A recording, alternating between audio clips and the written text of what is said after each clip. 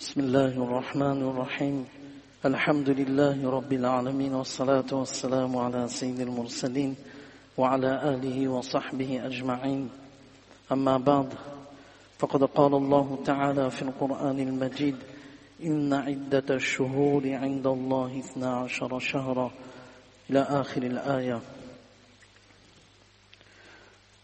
رب اشرح لي صدري ويسر لي أمري واحلل عقدة من لساني يفقه قولي سبحانك لا علم لنا إلا ما علمتنا إنك أنت العليم الحكيم فسهل يا إلهي كل صعب من حرمة سيد الأبرار سهل اللهم صل على محمد وعلى آل محمد بعدد كل ذرة ألف ألف ألف مرة اللهم صل على محمد أفضل صلواتك جزا الله عنا محمدا صلى الله عليه وسلم بما وأهله اللهم أوزعني أن أحمدك حمدا أكافئ به شكر نعمتك التي أنعمت بها علي وفضلتني على كثير ممن خلقت تفضيلا رب ارحمهما كما ربياني صغيرا اللهم اغفر لهما وادخلهما جنة الفردوس بغير حساب ولا سابق عذاب.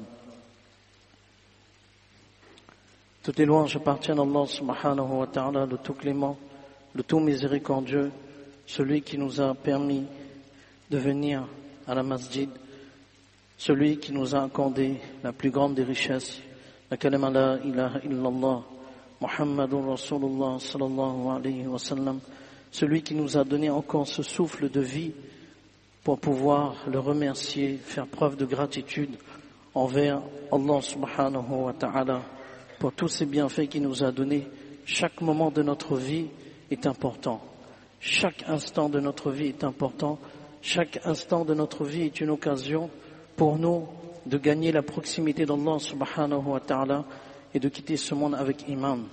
C'est pour cela, lorsqu'Allah subhanahu wa ta'ala nous donne cette occasion de venir à la masjid très tôt, quelles que soient les prières Fajr, Dhuhr, Asr, Maghrib, Isha, Jum'a, lorsqu'Allah subhanahu wa ta'ala il nous donne cette occasion de venir à la masjid, de ne pas tomber dans les discussions, parfois on rigole, de faire 2 rakats de tahiyatul masjid, de s'engager dans le dhikr d'Allah subhanahu wa ta'ala, ou bien de lire le Coran, bien sûr sans déranger personne, mais de ne pas discuter, parce que ça c'est une occasion. Combien de personnes recherchent ces moments, ils sont à leur travail, mais ce n'est pas d'une façon volontaire qu'ils ne peuvent pas venir. Mais nous, quand on a l'occasion de venir à la masjid, de lire le Coran, de s'engager dans le dhikr d'Allah subhanahu wa ta'ala, d'envoyer les salutations et les prières sur Rasulullah sallallahu alayhi wa sallam, c'est un moment très fort. C'est une occasion qu'Allah subhanahu wa ta'ala nous donne. Donc à nous de saisir cette occasion et de dire, on va discuter après mon frère. Je suis venu pour la salat de Fajr, donc je m'assois, je lis le Coran, je perds pas mon temps. Je suis venu pour la salat de Jum'a, on perd pas son temps. On s'engage dans Surah Kahf, salutations sur le Sallam. Inch'Allah, on discutera après. On ne sait pas ces occasions, quand est-ce que ces occasions vont revenir.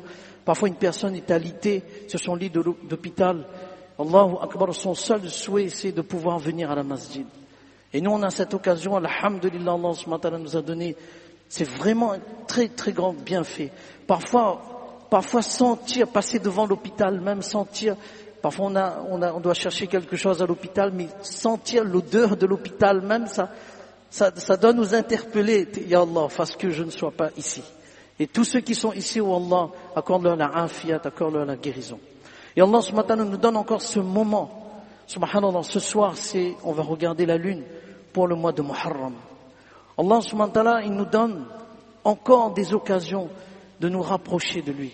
Le mois de Muharram, on quitte un mois sacré, Dhul Hijjah, et on entre dans un autre mois sacré, Subhanallah, Muharram, 1443, et on entre, Inch'Allah ta'ala, si ce soir on trouve la lune, 1444. Donc ce sont des moments très forts.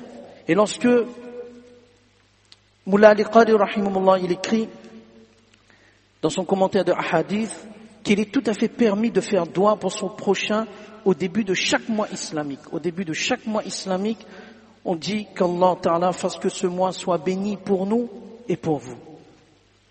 Et ce mois de Muharram, Allahu Akbar, il fait partie des 4 mois sacrés qu'on connaît bien. Muharram, Rajab, Dhul Qa'da, Dhul Hijjah. Et ils étaient sacrés avant même la venue de Rasulullah sallallahu alayhi wa sallam. Et la particularité de ces 4 mois sacrés, c'est que la récompense des bonnes œuvres est augmentée. Allah subhanahu wa ta'ala, lorsqu'il donne pour une bonne œuvre, dans ces mois sacrés, Allah subhanahu wa ta'ala, il augmente la récompense lorsque cette même action est accomplie dans un de ces mois sacrés. Ibn Kathir, rahimahullah, le relate à travers la parole d'Ibn Abbas, radiyallahu anhuma. Et de la même façon, les conséquences néfastes des péchés sont aussi augmentées. Allah subhanahu wa ta'ala, il nous en préserve. Muharram est appelé le mois d'Allah, Shahrullah, pour montrer son caractère honorable. On débute ce mois avec un mois sacré. Et durant le mois de Muharram, Rasulullah sallallahu alayhi wa sallam nous a encouragés à jeûner. Il a dit, le meilleur jeûne après le mois de Ramadan est celui du mois d'Allah, Muharram, cité par Imam Muslim, rahimahullah. La particularité d'ailleurs de ces 4 mois sacrés, l'action phare, le jeûne, c'est le jeûne. Durant les mois sacrés, l'action qui revient et qui est un conseil de Rasulullah sallallahu alayhi wa sallam, c'est de jeûner en abondance. Si on a des jeûnes qu'on doit remplacer, donc préférence aux jeûnes obligatoires qu'on doit remplacer, ensuite les jeûnes nafil. Et il y a un jour qui est important durant le mois de Muharram, c'est le 10e jour de Muharram, qu'on appelle Ashura. Il y a un événement authentique qui s'est passé durant ce 10e Muharram, lorsque Moussa alayhi salatu wassalam et son peuple, les Banu Israël, furent sauvés de Pharaon et de son armée. Et ces derniers furent noyés dans la mer Rouge par Allah subhanahu wa ta'ala, c'est cité par Imam Muslim rahimahullah. Donc c'est cet événement-là phare, le 10e Muharram qu'on appelle Ashura. Et en guise de gratitude, Moussa alayhi salatu wassalam, il a jeûné ce jour-là. Et Rasulullah sallallahu alayhi wa sallam, les Sahaba radiallahu anhum, ils ont gardé ce jeûne pour le même but que Moussa alayhi salatu wassalam, où Allah, je t'en suis reconnaissant, je ne suis rien. Regardez l'humilité des Anbiya alayhi salatu wassalam, ne pas s'attribuer soi-même, je ne suis rien. Je ne suis rien. Wallah, c'est par ta grâce. Tout ce que tu m'as donné comme bienfait, Wallah, c'est vraiment par ta miséricorde et ton amour envers moi. Donc c'est ça l'humilité des Anbiya alayhi salatu wassalam, Rasulullah sallallahu alayhi wa sallam. Et ses compagnons radiallahu anhum, ils ont jeûné. Et la vertu de jeûner en ce jour, Rasulullah sallallahu alayhi wa sallam, il a dit, c'était par Ibn Abbas radiallahu anhuma, je n'ai jamais appris que Rasulullah sallallahu alayhi wa sallam a jeûné un jour en raison de son mérite par rapport aux autres jours, sinon celui-ci, c'est-à-dire Ashura. Et les petits péchés sont pardonnés pour l'année qui vient de s'écouler. 1443, tous les petits péchés sont pardonnés, cité par Imam Tirmidhi rahimahullah. Et comment jeûner? Ibn Rajab Hanbali rahimahullah dans son livre Lata'if al-Ma'arif, il nous montre, et dans d'autres ouvrages, il nous montre comment jeûner. Alors la meilleure façon de jeûner, c'est le 9e, 10e et 11e Muharram. C'est la meilleure façon. 3 jours. 9e, 10e, 11e Muharram. Et en fonction de la vue de la lune, on va savoir quel jour est le 9e. Deuxième façon de jeûner, c'est le 9e et le 10e. Troisième façon de jeûner, 10e et 11e. Ou bien, on peut jeûner seulement le 10e.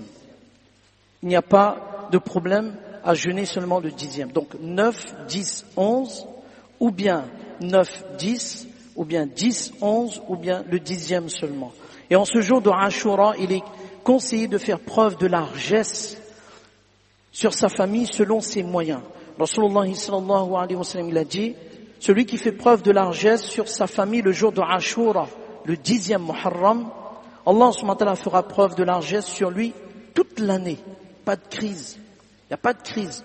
C'est une question de conviction. Ibn Uyayna, rahimahullah, un célèbre savant de hadith, il dit, nous avons pu vivre la véracité de ce hadith en pratiquant sur ce hadith pendant 60 ans. Et pendant ces 60 ans, on n'a jamais connu une difficulté financière. Et dépenser pour sa famille, bien sûr.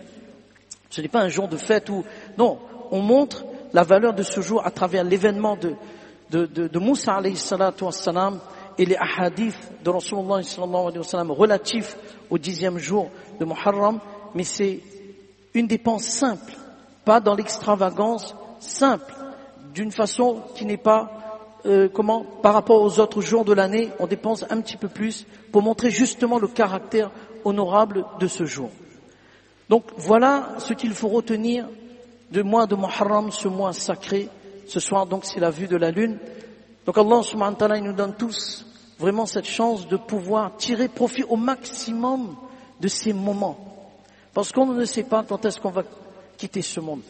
Et le gagnant dans tout ça, la leçon qu'il faut retenir de ce mois de Muharram et de ces mois sacrés, le mois de Ramadan, etc., Allah subhanahu wa ta'ala, il attend de nous qu'on fait un retour vers lui.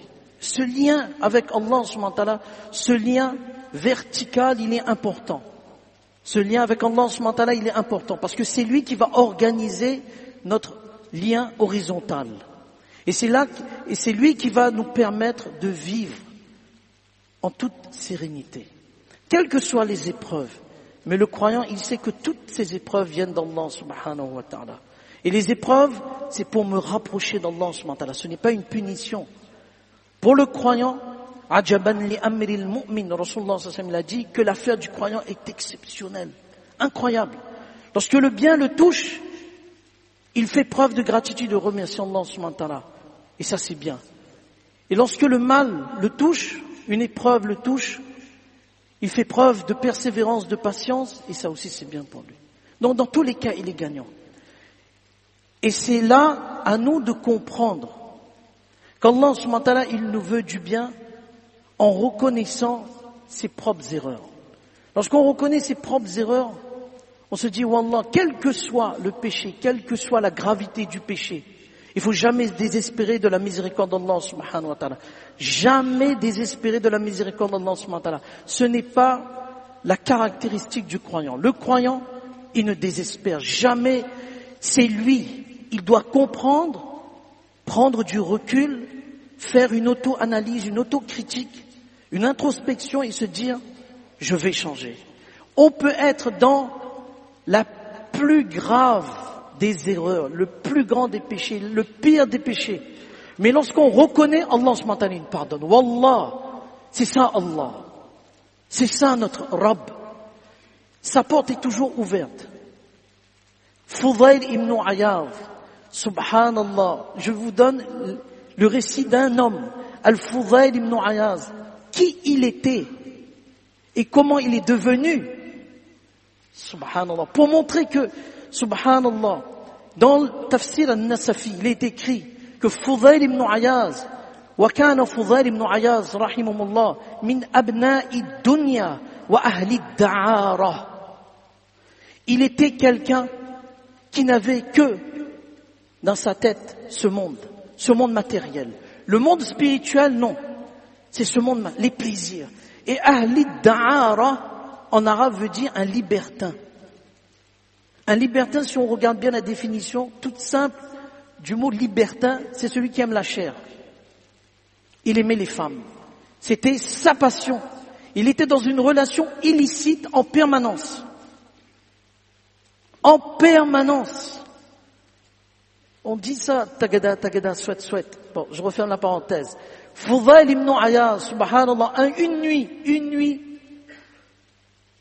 il va aller à la rencontre d'une femme dans une relation illicite. Et là, dans l'autre maison, il entend un homme. Regardez la puissance du Coran. Il entend un homme qui est en train de lire le Coran. Et il est sur le passage. Alam ya'ni lilladhina amanu an takhsha'a qulubuhum li dhikrillah. N'est-il pas venu pour ceux qui croient que leur cœur s'humilie devant l'évocation d'Allah subhanahu wa ta'ala. Fudayl ibn Ayaz, lorsqu'il entend ce verset, il dit Al-an, Bala ya Rabb, qad an. Sans aucun doute, mon Seigneur, le moment est venu que je change. Il pratiquait non seulement le libertinage, il pratiquait le brigandage. C'était un homme qui était versé, enveloppé des péchés. C'était ça Fudayl ibn Ayaz, rahimahumullah. Mais aujourd'hui on dit rahimahumullah, subhanallah, parce que son histoire est pour nous une leçon, pour nous tous. Jamais désespéré. Il est devenu, subhanallah, il est devenu zahid, quelqu'un qui, le matériel, ce monde, n'avait plus aucun intérêt. Il connaissait son objectif, c'est l'au-delà. Abid, un adorateur. Muhaddith, c'est ce qui est le plus extraordinaire. Il est devenu un expert dans les sciences de hadith. Alim, un savant. Da'iya ilallah, celui qui appelle vers Allah subhanahu wa ta'ala. Maintenant, il fuit. Il fuit et il prend refuge dans une des ruines pendant la nuit. Et il n'est pas seul. Il y a un groupe, une caravane, qui a pris aussi refuge dans cette ruine. Mais cette caravane ne sait pas que Fudayl ibn l'obscurité, il n'y a personne. Et Fudayl ibn Ayaz, il tend l'oreille, il est en train d'écouter leur discussion. Ils sont en train de se consulter pour se dire Nartahil, on continue notre voyage. Les autres disent non, il faut attendre au petit matin. Parce que Fudayl ala tariq, yaqta'u alayna. Fudayl, il est là. Je suis sûr qu'il est là, sur la route, et il va nous attaquer. Lorsque Fudayl, il dit, qultu, ana as'a bil-layl fil ma'asi, je passe ma nuit à faire des péchés. Wa qawmun minal muslimina yakhafunani hahuna, et les gens ont peur de moi. Mais qu'est-ce que je suis devenu? Wa ma ara Allah saqani ilayhim illa irtada'a. Il dit, les gens, Allah subhanahu wa ta'ala, il m'a fait venir ici, dans cette ruine, pour que je puisse prendre conscience de mes erreurs et que je puisse changer. Et qu'est-ce qu'il dit? Allahumma inni qad tubtu ilayk. Wallah, je fais un repentir sincère. Wa ja'altu tawbati mujawarat al-bayt al-haram. Et mon tawba, je vais le faire jusqu'à ce que j'arrive à Bayt al-Haram, à la Kaaba. Et c'est là que je vais rester. Je vais rester jusqu'à ce que je quitte ce monde. Regardez, subhanallah, c'est pour ça notre maître spirituel, Mawlana Abdul Hamid, hafizahullah, qu'Allah subhanahu wa ta'ala lui accorde une longue vie, avec afia, il avait l'habitude toujours de dire, derrière chaque homme pieux, il y a un passé. Derrière chaque ami d'Allah, comprenons bien cette phrase, derrière chaque ami d'Allah, il y a un passé. Et devant chaque pécheur, il y a un futur. On ne sait pas. Si on prend, regardez, Fudayl ibn Ayaz, il avait une relation illicite avec une femme. Et pour lui, c'était naturel. Pour lui, prendre quelque chose avec une femme qui n'est pas permis, avec laquelle on peut s'asseoir, pour lui, c'était naturel. Pour lui, c'était naturel. Avoir une liaison amoureuse avec une femme avec laquelle on n'a pas le droit, pour lui, c'était naturel. Mais regardez, subhanallah, comment il a changé sa vie. Il a compris que ce que je fais, c'est pas bien. Allah subhanahu wa ta'ala n'est pas content. Même si en cachette, personne ne me voit, mais Allah subhanahu wa ta'ala, il me voit.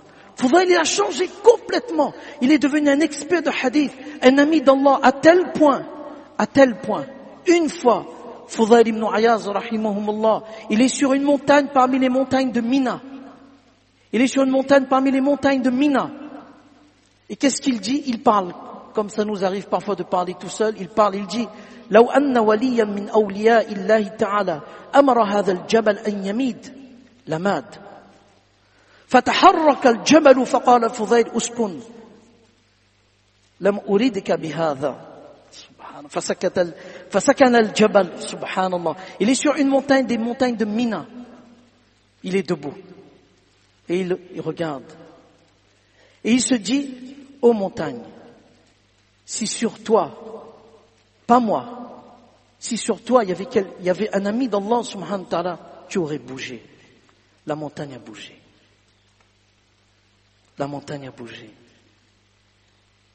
Et qu'est-ce que Fudayl ibn Ayaz il dit? Je t'ai pas dit de bouger. La montagne s'est arrêtée de bouger. Subhanallah. Il faut jamais désespérer.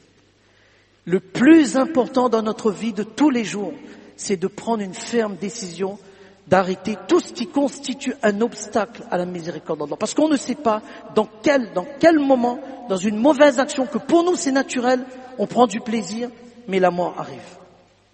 Et ça, c'est pas seulement faire l'intention, mais derrière cette intention, de prendre une ferme décision de faire le premier pas. Mufti Shafi, rahimahullah, il raconte, il dit, une fois sa fille, Mufti Shafi, rahimahullah, c'est le père de Mufti Taqismani, hafidhahullah, Mufti Rafi Muhammad, rahimahullah.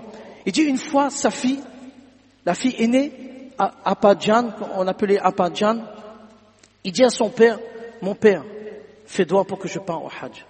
Elle dit, as-tu réellement le désir de partir pour le Hajj? Il dit oui. Il a dit non. Elle dit non, tu n'as pas l'intention. Subhanallah, regardez comment le père, il va transformer sa fille. Subhanallah, il dit non, t'as pas l'intention de partir pour le Hajj. Il suffit pas seulement de faire l'intention. Il faut que ça soit dans la pratique. Il dit, est-ce que tu as économisé pour le Hajj? Il dit non. Ben, dans ce cas-là, tu ne fais que parler. Ah, la fille a dit, pardon mon père. Elle dit, mon père, mais je n'ai rien. Mon mari est décédé, tu le connais bien, et on n'a rien. Elle dit, tu ne peux pas, regardez, à l'époque, Mufti Shafi, rahimahullah, tu ne peux pas économiser 10 centimes. Il dit, si. Alors, économise. Ce n'est pas grave. Ton intention est marquée par l'action. Il dit, lorsque la fille de Mufti Shafi, rahimahullah, décède, elle n'a pas pu accomplir le Hajj. Lorsqu'on retrouve dans ses affaires, on retrouve un petit porte-monnaie, et dedans il y a 65 roupies à l'époque. 65 roupies, même pas 1 euro. Et c'était écrit pour le Hajj. Lorsque son père voit, son père est en train de pleurer. Son père pleure. Il dit, j'espère qu'Allah subhanahu wa ta'ala te fera accomplir le Hajj. Son père pleure. Il dit, elle a fait cette intention et le premier pas. Regardez comment un père transforme sa fille en une amie d'Allah subhanahu wa ta'ala. Mufti Shafi, rahimahullah, il est à Arafah. Il est en train de se reposer. Et là, lorsqu'il se repose, il voit en rêve sa fille en train grimper la montagne de Jabal al-Rahma. Il dit, mon père, tu m'as conseillé d'économiser par mon intention et mon action, pas seulement mon intention, mais mon action derrière cette ferme intention. Allah subhanahu wa ta'ala m'a fait accomplir le Hajj. Subhanallah. Le père se réveille, il est tout sourire. Il dit, voilà, où on est et où on arrive. Et ça, c'est très important. De prendre une ferme décision accompagnée par une action, quelle que soit la gravité du péché. Ne jamais désespérer de la miséricorde d'Allah subhanahu wa ta'ala. Une personne peut devenir, à travers l'histoire de Fudayl ibn Iyad, qui est une leçon exceptionnelle. Comment il était quelqu'un qui aimait la chair, les relations illicites. Et il est devenu un ami d'Allah à tel point qu'il est sur la montagne. Et il se dit, si la montagne tremble, si un ami, la montagne aurait tremblé, la montagne tremble, parce que c'est toi l'ami. Allah subhanahu wa ta'ala nous donne tous la compréhension de ce qu'on vient de dire, de tirer profit au maximum de ces occasions qu'Allah subhanahu wa ta'ala nous donne à travers ce premier mois islamique, si on voit la lune, Muharram 1444. Allah subhanahu wa ta'ala nous a donné encore cette vie. Tirons profit au maximum. Fajazakumullah khairan, jaza fi ad-darain.